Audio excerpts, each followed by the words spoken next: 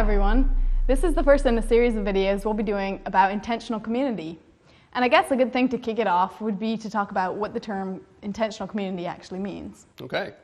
It's actually a really broad term that can be applied to any number of living arrangements, like eco-villages, which are super popular now, co-housing situations, cooperatives, dormitories, communes. Yeah, so communes is not such a great word. For me, it conjures up all sorts of images of people with long, greasy hair and beards, Haight-Ashbury in the 1960s. We at the Bruderhof prefer the term settlement. But so anyway, an intentional community is a place where people purposefully order their lives in such a way that they're able to support one another. The idea is that people need one another, and we're best able to be there for each other when we live in close proximity. Yeah, and if you want to get an idea of the huge number and variety of intentional communities, just in the US and Canada, you can check out the Foundation for Intentional Community website. I think it used to be called the Fellowship for Intentional Community. Yeah, something like that. And I'll put a link in the description.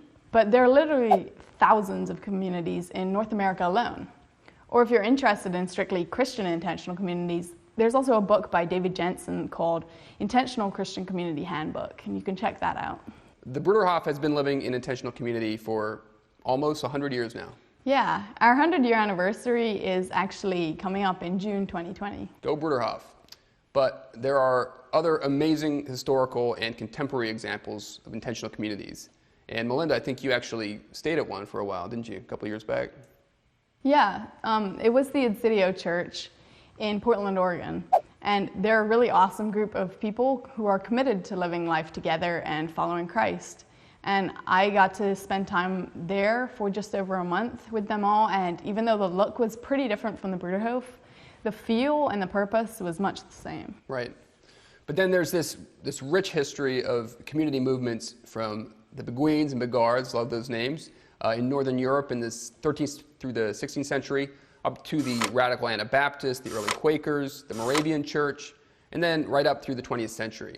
What's funny, and I've heard this, is that most intentional communities actually start with little to no awareness that other people have done and are doing this, and they think they actually came up with the idea, and they only find out later of all these other examples.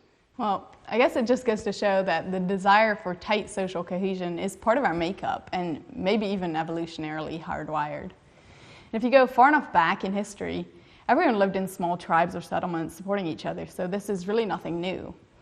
On the flip side, there's a reason most intentional communities don't last. Right, but we're going to talk about that in a different video, not this one. Right, among other things.